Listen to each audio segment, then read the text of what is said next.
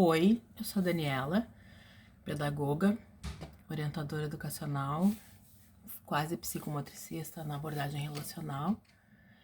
E eu prometi que meu próximo vídeo viria com sugestões de atividades com letras móveis. Eu prometo que o próximo vai ser. Mas é que ontem eu observei uma conversa de duas mães e percebi que às vezes dar sugestões de atividades sem explicar por que algumas coisas acontecem, torna-se difícil da gente entender por que tá fazendo determinadas coisas. Então, assim, eu observava duas mães conversando, por que não se aprende mais pelo método silábico, né? Do ba, be, bi, bo, bu. Bom, enquanto nós, a maioria de nós, que somos mães, pais e até avós hoje, fomos alfabetizados, se tinha uma concepção de como ocorre a aprendizagem. Se acreditava que a criança participava pouco do processo de aprendizagem. Se acreditava que a criança precisava receber informações e decorar aquelas informações para conseguir aprender a ler e escrever. Uns anos foram passando, surgiram alguns estudiosos, no caso da alfabetização, no caso da aprendizagem, da cognição, os estudos de Jean Piaget foram muito importantes, e no caso da alfabetização, os estudos de Emília Ferreiro.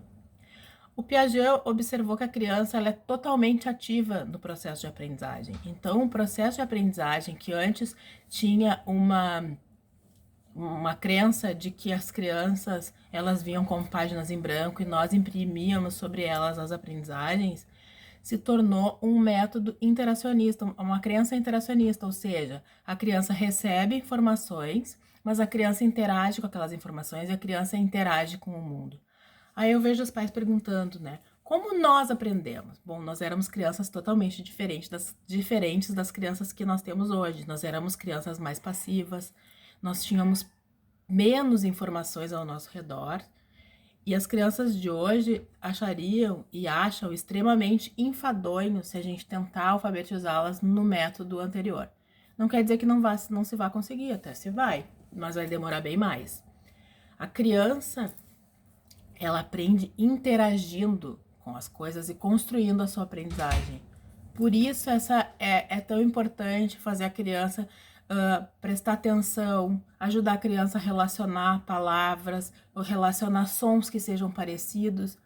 É muito mais fácil alfabetizar uma criança hoje, ajudando a criança a pensar sobre as palavras, a pensar sobre a escrita, do que fazer a criança simplesmente aceitar que é desse jeito ou daquele. As crianças de hoje, elas não são nada passivas. E é muito bom a gente ter descoberto que as crianças são completamente ativas nesse processo de aprendizagem. Quer dizer que a gente planta uma semente e as crianças são capazes de fazer muitas relações com as coisas que elas vivem, com as experiências que elas têm. E é por isso também que cada criança aprende de um jeito. Uma criança que a gente pode achar que não tá sabendo nada, daqui a pouco, quando tu vê, a criança sai lendo tudo. Outra coisa também, eu vi também os pais falando, né? É que hoje em dia, se tu bota o K e escreve SA, a professora aceita que tá certo, casa. Gente, quando a criança consegue colocar uma palavra, uma letra que corresponde a um som e que aquilo é coerente, não quer dizer que tá certo. Quer dizer que a criança pensou sobre aquela palavra. Claro que vai ter que existir um trabalho sistematizado da professora para levar a criança a escrever na ortografia correta. Mas mostra que a criança já entendeu que que as letras servem para representar sons da fala, e quando ela escreve casa com K, S, A, essa criança está mostrando que ela já entendeu isso, ela já entendeu que a gente fala e a gente consegue escrever as coisas que a gente fala. Essa aprendizagem de que existem várias maneiras, vários símbolos para representar o mesmo som, isso vem depois, tá bom?